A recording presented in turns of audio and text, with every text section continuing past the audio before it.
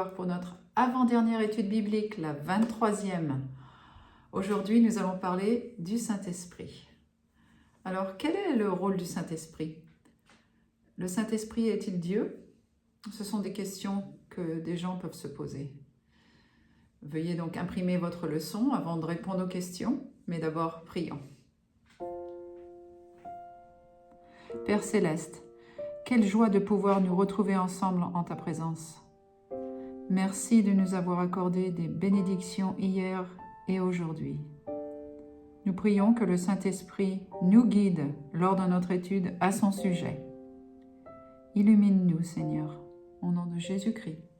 Amen. Le titre de cette leçon est « Un vase d'huile ». Elle est tirée du 2e livre des Rois, chapitre 4. Êtes-vous prêts pour l'histoire? Alors lisons-la ensemble. Élisée pouvait voir le désespoir de la jeune veuve. Elle se jeta aux pieds du vieux prophète et se mit à sangloter en disant « Le créancier est venu pour prendre mes 2 enfants et en faire ses esclaves. Son époux était mort subitement, lui laissant une large dette. Dans les temps bibliques, un prêteur avait le droit de reprendre possession de sa propriété et de prendre également les enfants comme paiement si la famille ne pouvait pas payer les factures. « Qu'as-tu à la maison » demanda Élisée à la mère affolée. « Ta servante n'a rien du tout à la maison qu'un vase d'huile, » répondit-elle. Elle avait peu à peu remis au cruel créancier tous les meubles et objets de valeur se trouvant dans sa demeure, jusqu'à ce qu'il ne lui restât plus que ses 2 fils et cette petite jarre d'huile. L'huile d'olive était considérée comme une denrée de base. Elle était utilisée pour l'éclairage, le chauffage, la nourriture et le traitement des maladies. Élisée dit à la veuve et à ses garçons d'aller emprunter à leurs voisins autant de récipients vides que possible. Ils devaient les emmener chez eux, fermer la porte, puis verser l'huile de la petite jarre dans les récipients vides. Ils firent ce qu'Élisée leur dit, et un merveilleux miracle se produisit. L'huile de la petite jarre continua à couler, jusqu'à ce que tous les récipients qui étaient dans la maison soient remplis. « Que devrions-nous faire maintenant » demanda la jeune mère au prophète. « Va vendre l'huile et paie ta dette, et tu vivras, toi et ton fils, de ce qui restera, dit-il. À cause du miracle de l'huile, cette femme ainsi que ses 2 garçons quittèrent Élisée, le cœur joyeux et libéré. Le Seigneur veut vous libérer d'un créancier sans pitié appelé Satan. Ce miracle se produira lorsqu'il remplira votre coupe de son huile spéciale jusqu'à en déborder. » Alors, la première question de notre étude, question numéro 1. Dans la Bible, que symbolise le vase et l'huile? Allons dans la 2e lettre à Timothée, chapitre 2, verset 21, et ensuite, premier livre de Samuel, chapitre 16, verset 13.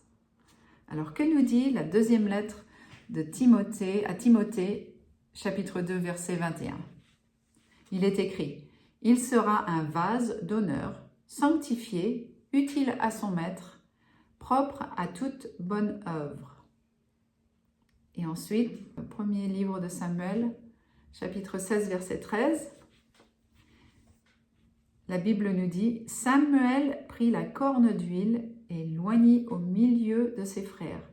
L'Esprit de l'Éternel saisit David. » La note nous dit « La Bible enseigne que Dieu est le potier et que nous sommes les vases d'argile. Chacun a été créé pour un but précis. L'huile est souvent mentionnée dans la Bible comme étant l'Esprit de Dieu. Dans le temple hébreu, la flamme vive et claire des lampes alimentées à l'huile d'olive pure illustrait la façon par laquelle le Saint-Esprit illumine notre esprit. Le désir de Dieu est de remplir tout son peuple de son esprit. Voir Joël, chapitre 2, verset 28. Donc nous sommes des vases. Donc Dieu est le potier, nous sommes les vases d'argile. et il veut nous remplir de son Saint-Esprit, donc l'huile. Question numéro 2. Le Saint-Esprit est-il une force impersonnelle ou est-il Dieu? Alors, nous allons répondre à cette question en allant dans le livre des Actes des Apôtres, chapitre 5, versets 3 et 4, et ensuite Lettre aux Éphésiens, chapitre 4, verset 30. Alors, allons dans le premier texte, Actes, chapitre 5, versets 3 et 4.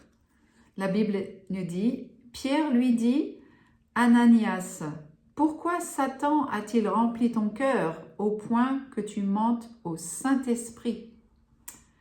Ce n'est pas à des hommes que tu as menti, mais à Dieu.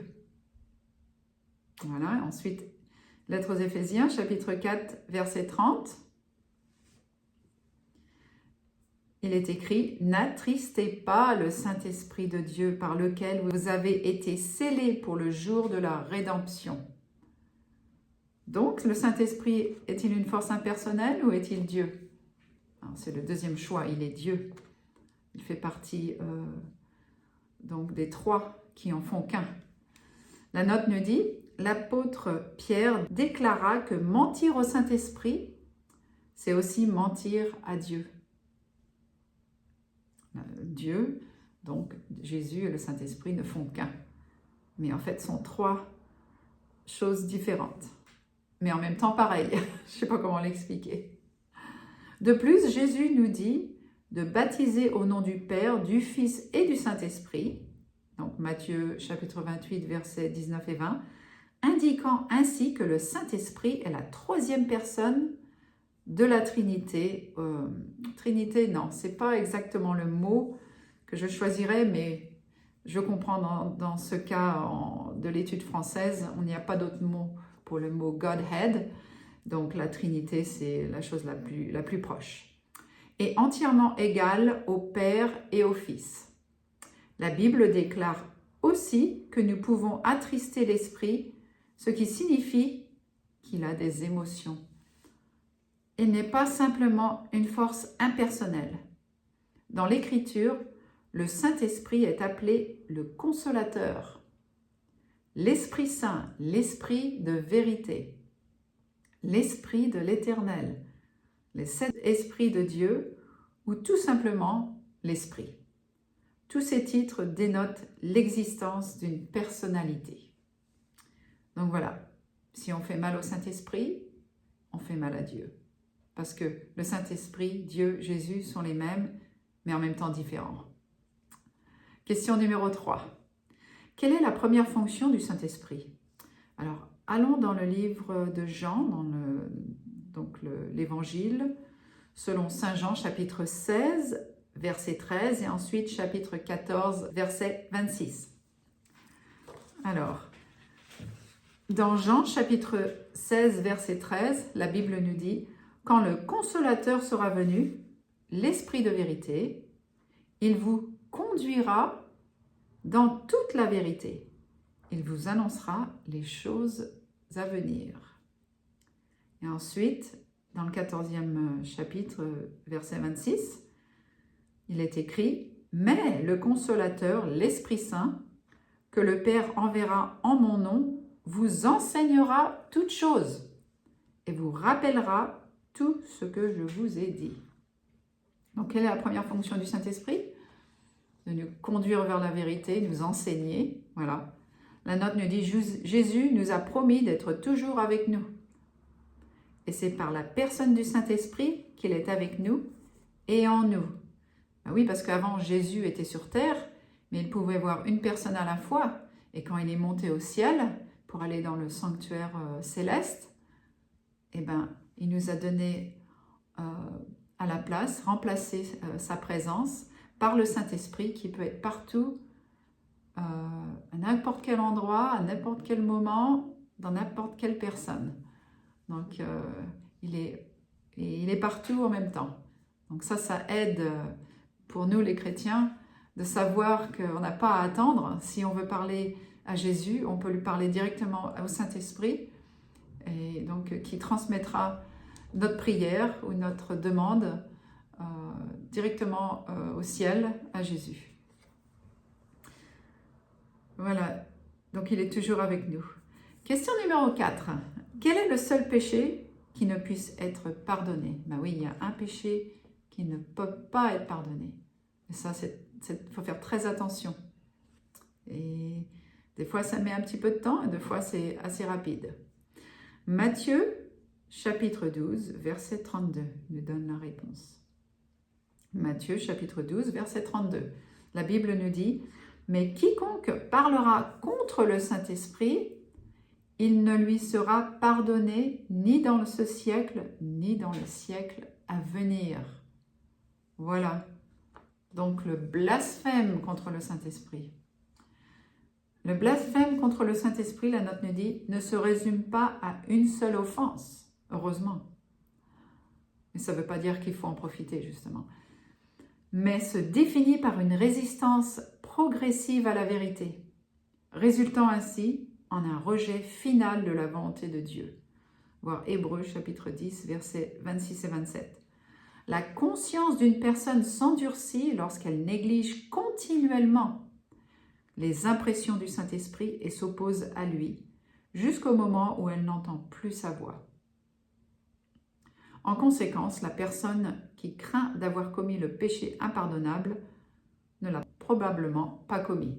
Oui, si on réalise que peut-être qu'on l'a fait et qu'on se sent très très mal par rapport à ça, on se sent vraiment attristé, on l'a pas forcément, probablement pas commis. Mais c'est donc une résistance continuelle de dire non. Quelqu'un essaye de vous proposer une étude biblique, dit non, je ne veux pas apprendre. Ou quand vous dites à quelqu'un, faut arrêter peut-être de parler méchamment à tes parents. Non, non, non, non. Et donc tout ça, c'est résister le Saint-Esprit. Et la conscience aussi qui vous dit, il faudrait peut-être que j'arrête de faire du mal à mon frère ou de voler. Quel que soit le péché. Donc si on entend ça la première fois, il faut répondre tout de suite. Parce qu'après, si le Saint-Esprit continue à parler, donc notre conscience, et nous dit arrête de faire ça, la voix va devenir de plus en plus petite au point où on ne m'entendra plus. Donc ça, c'est vraiment pas une situation dans laquelle on veut être. On veut tout de suite répondre au Saint-Esprit et lui obéir. Question numéro 5 maintenant. Quels sont les dons du Saint-Esprit qu'une personne peut recevoir? Donc il y a des dons. Allons voir dans la première lettre aux Corinthiens, chapitre 12, versets 8 à 10, pour voir ce que la Bible nous dit. Il y a plusieurs dons. Et oui. Donc la première lettre aux Corinthiens, chapitre 12, versets 8 à 10, nous dit « En effet, à l'un est donné par l'Esprit une parole de sagesse. » Voilà donc un. À un autre, une parole de connaissance. Plus loin, à un autre, la foi. Un petit peu plus loin, à un autre, le don de guérison par le même esprit. À un autre, le don d'opérer des miracles. À un autre, la prophétie. À un autre, le discernement des esprits. À un autre, la diversité des langues. À un autre, l'interprétation des langues. Donc voilà les dons du Saint-Esprit. La note nous dit, lorsque le Saint-Esprit vient dans notre vie, il nous apporte divers talents. Nous ne recevons pas tous les mêmes dons. Donc, versets 29 à 31. L'Écriture accentue souvent l'importance d'être rempli du Saint-Esprit. Dans Jean, chapitre 3, verset 5, Jésus enseigna que si un homme ne naît d'eau et d'esprit, il ne peut entrer dans le royaume de Dieu. Le Saint-Esprit et son œuvre sont malheureusement souvent mal compris. Il a été inculqué à certains que le Saint-Esprit est une force impersonnelle. D'autres nient son influence dans notre vie quotidienne et il a été enseigné à d'autres que celui qui est rempli du Saint-Esprit doit automatiquement parler en langue. Non, c'est pas vrai. Ce n'est pas limité qu'à un seul don. Il y a plusieurs choses. Comme on a plusieurs membres dans notre corps, si tous étaient une main, ben alors comment on marcherait? Si tous étaient un pied, alors comment on ferait des choses avec d'autres, avec nos mains, nos travail manuel? C'est pas possible. Donc c'est pour ça qu'il y a divers talents pour des personnes différentes, diverses personnes. Alors moi, je connais 2 langues, donc le français, l'anglais et un petit peu d'espagnol, un tout petit peu d'allemand.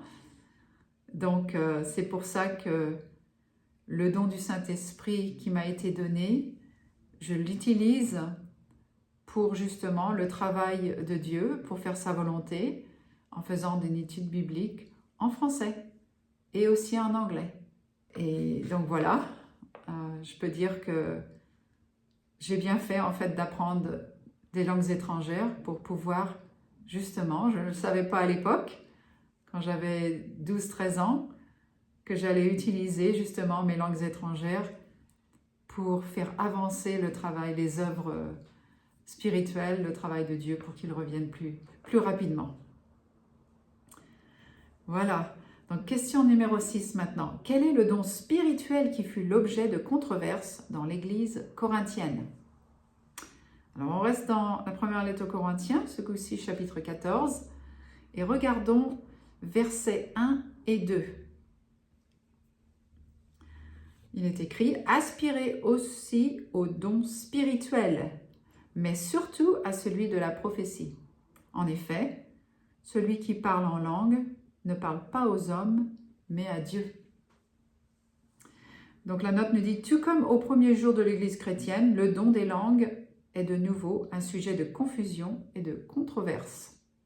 Nous avons ainsi dédié une grande partie de cette leçon à l'explication de ce que la Bible enseigne au sujet de ce don spirituel. » Voilà, donc allons passer à la question numéro 7. Comment Jésus promit-il d'aider ses disciples à prêcher l'Évangile au monde entier? Allons dans l'Évangile selon saint Marc, chapitre 16, verset 17, pour notre réponse. Chapitre 16, verset 17 nous dit « Ils parleront de nouvelles langues. » Donc voilà la réponse. Les disciples de Jésus étaient des hommes brillants, mais la plupart d'entre eux étaient incultes. Afin de les aider à enseigner l'Évangile au monde, Jésus promit de leur donner le don surnaturel de parler les langues étrangères qu'ils n'avaient jamais étudiées et qu'ils ne connaissaient pas.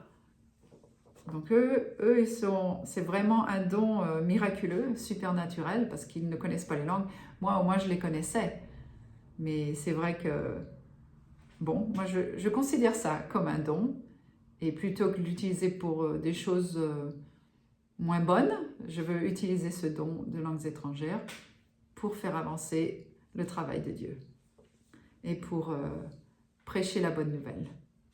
Question numéro 8 maintenant. Que se passa-t-il lorsque les disciples reçurent le Saint-Esprit? Allons dans le livre des Actes des Apôtres, chapitre 2, versets 1 et 4. Actes, chapitre 2, versets 1 et 4. La Bible dit « Le jour de la Pentecôte, et ils furent tous remplis du Saint-Esprit et se mirent à parler en d'autres langues, selon que l'Esprit leur donnait de s'exprimer. » Donc ça, Pentecôte, autre langue. La Pentecôte, nous dit la note, était un jour saint célébré par les Juifs 50 jours après la Pâque. Voilà, donc 5 jours plus tard. Les Juifs, dévots du monde entier, venaient à Jérusalem pour adorer en ce jour. À travers son esprit, Dieu donna alors le don des langues aux disciples, afin qu'ils puissent partager l'Évangile avec ces personnes dans leur langue natale. Ainsi, ceux qui crurent apportèrent la bonne nouvelle dans leurs pays respectifs. Amen. Ça, c'est bien de partager l'Évangile grâce aux langues étrangères. Question numéro 9. Qu'est-ce que ces Juifs étrangers expérimentèrent lorsque le Saint-Esprit fut versé? On reste dans le livre des Actes, chapitre 2, maintenant verset 11. Il est écrit « Crétois et Arabes, comment les entendons-nous parler dans nos langues des merveilles de Dieu ?» Voilà, la note nous dit, on dit parfois que le don des langues est un don de langue céleste, comprise uniquement par Dieu ou par ceux qui possèdent le don d'interprétation. La Bible démontre clairement que les disciples, tout comme ceux qui écoutaient, comprirent ce qui était prêché. Des merveilles de Dieu. Il n'y a que 3 exemples dans l'Écriture au sujet du parler en langue. Nous en avons étudié le premier. Examinons maintenant les 2 derniers afin de mieux comprendre ce qu'est ce don. Question numéro 10. Qu'arriva-t-il lorsque Pierre prêcha à Corneille et à sa maison? On est toujours dans le livre des Actes. Ce coup-ci, chapitre 10, et c'est versets 44 et 46. Chapitre 10, versets 44 et 46, la Bible nous dit « Comme Pierre prononçait encore ces mots, le Saint-Esprit descendit sur tous ceux qui écoutaient la parole, car il les entendait parler en langue et glorifier Dieu. » Alors, la note nous dit « Corneille appartenait à la cohorte italienne. » Voir Actes, chapitre 10, verset 1. Alors que Pierre était juif et avait pour langue l'araméen. L'histoire nous enseigne également que les serviteurs d'un foyer romain pouvaient provenir de diverses régions du monde. Par conséquent, il y avait à cette réunion un problème de barrière linguistique. Excusez-moi. Cependant, lorsque le Saint-Esprit fut répandu sur Corneille et les membres de sa famille, les hommes qui accompagnaient Pierre pouvaient les comprendre alors qu'ils parlaient des langues différentes de leur langue natale. Ils les entendirent glorifier Dieu dans ces langues. Suite à cela, Pierre raconta cette expérience aux dirigeants de l'Église à Jérusalem et il dit « Le Saint-Esprit descendit sur eux comme sur nous au commencement. » Voir Actes, chapitre 11, verset 15. Corneille, ainsi que sa famille, reçurent le même don des langues que les disciples reçurent le jour de la Pentecôte. Ils parlaient des langues qui pouvaient être comprises. Donc voilà, qu'arrive-t-il? Donc les langues étaient comprises par les gens qui ont reçu la bonne nouvelle, les merveilleuses choses de Dieu. Question numéro 11 maintenant. Qu'arrive-t-il lorsque Paul prêcha aux 12 disciples éphésiens? On est toujours dans le livre des Actes, ce coup-ci chapitre 19, verset 6. Il est écrit « Le Saint-Esprit vint sur eux et ils parlèrent en langue et prophétisaient. » Donc non seulement glorifiaient Dieu, mais maintenant ils prophétisaient. Donc la note nous dit « Paul parlait plusieurs langues car il était le plus cultivé des apôtres et également celui qui voyagea le plus. » Voir première lettre aux Corinthiens, chapitre 14, verset 18.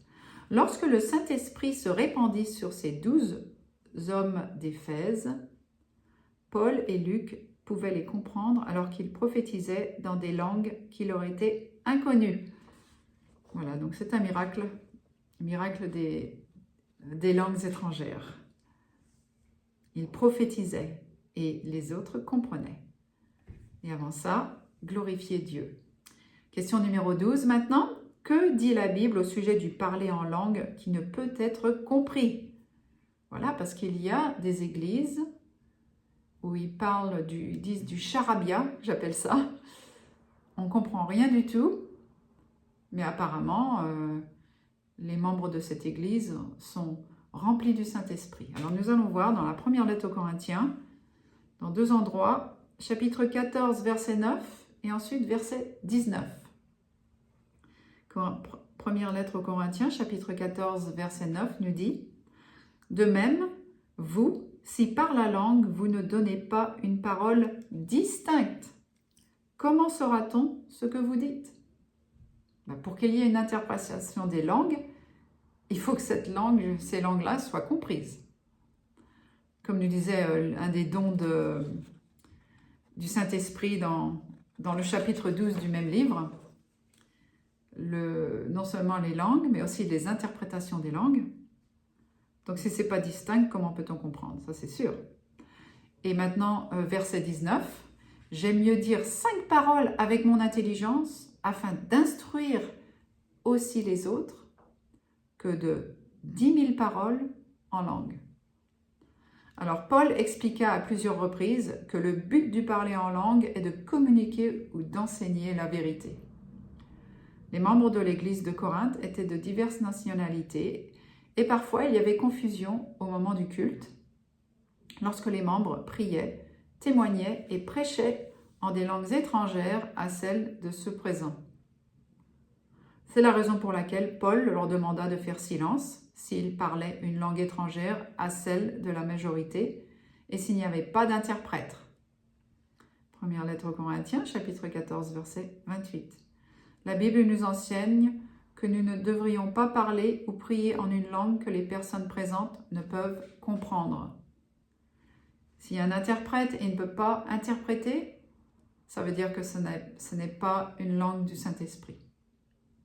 Donc voilà, on parle de langues étrangères, d'autres nations. Mais là, s'il y a une langue où c'est du charabia, on ne comprend rien du tout. Moi, j'en ai entendu ça avant, je ne sais pas de quoi il parle. Ça ne vient pas du Saint-Esprit, ça vient d'un autre esprit. Question numéro 13. Quelle était l'une des caractéristiques principales de la Babylone antique? Alors, on retourne dans le premier livre de la Bible, Genèse, chapitre 11, et ce que-ci, versets 7 et 9. Genèse, chapitre 11, versets 7 et 9, il est écrit « Allons, descendons et là, confondons leurs langues, afin qu'ils n'entendent plus la langue les uns des autres. » C'est pourquoi on l'appela du nom de Babel. Donc c'est la tour de Babel. On a déjà vu ça dans une autre étude. La note nous dit « La tour de Babel est le lieu où les langues du monde furent confondues pour la première fois. » Le mot hébreu pour Babel et Babylone est Babel, signifiant confusion. Dans Apocalypse 18, Dieu appelle son peuple à sortir de Babylone spirituelle, de la Babylone spirituelle. Une des caractéristiques de la Babylone spirituelle est celle de la confusion des langues. Voilà. Donc c'est là que vient toutes les langues étrangères. En fait, il y avait à l'époque certains langages, donc leur langage, il n'y en avait qu'un. Et c'est là que Dieu a confondu cette langue en plusieurs et personne ne se comprenait. Question numéro 14 maintenant. Le Saint-Esprit remplit-il ceux qui délibérément transgressent les commandements de Dieu? Alors que pensez-vous? La réponse, c'est non. Allons dans l'Évangile selon Saint Jean, chapitre 14, et on va voir versets 15 à 17. Et ensuite, Actes, chapitre 5, verset 32. Donc, le chapitre 14 de Jean, versets 15 à 17, la Bible nous dit « Si vous m'aimez, gardez mes commandements. » On a déjà vu ça plusieurs fois. « Et moi, je prierai le Père, et il vous donnera un autre consolateur. » Un peu plus loin, « l'Esprit de vérité. » Et dans le livre des Actes, chapitre 5, verset 32, il est écrit « Le Saint-Esprit que Dieu a donné à ceux qui lui obéissent. » Donc non, le Saint-Esprit remplit ceux qui délibérément transgressent les commandements de Dieu, non. Il est donné seulement à ceux qui obéissent. Pour l'Esprit de vérité. La note nous dit « Le formidable pouvoir du Saint-Esprit ne peut demeurer en ceux qui refusent d'obéir aux commandements de Dieu. » Car c'est contraire à son caractère, bien sûr. Question numéro 15. Selon Paul, quel est le don que nous devrions désirer? Alors, on retourne la première lettre aux Corinthiens et on va voir deux textes différents. Au même chapitre, chapitre 14, versets 4, 5 et ensuite 12. Donc, chapitre 14 de la première lettre aux Corinthiens, chapitre 14, versets 4 et 5. La Bible nous dit « Celui qui parle en langue s'édifie lui-même. Celui qui prophétise édifie l'Église. » Et plus loin, donc verset 5, « Celui qui prophétise est plus grand que celui qui parle en langue. Et maintenant, verset 12. De même, vous, puisque vous aspirez aux dons spirituels, que ce soit pour l'édification de l'Église, que vous cherchiez à en posséder abondamment. Alors, l'édification de l'Église, c'est ça notre but. La note nous dit, bien que Paul donne une plus grande importance au don de prophétie qu'à celui des langues, certains enseignent aujourd'hui que toute personne remplie du Saint-Esprit parlera en langue. Parmi les 25 exemples bibliques au sujet de Dieu répandant l'Esprit sur son peuple, seuls 3 d'entre eux concernent le don des langues. L'apôtre Paul, qui écrivit 14 livres du Nouveau Testament, ne mentionne le don des langues que dans la première lettre aux Corinthiens. Parmi les 27 livres du Nouveau Testament, seuls 3 font allusion au parler en langue. Donc, voilà, la prophétie, l'édification de l'Église, bien plus importante que le don des langues, dans ces cas-là.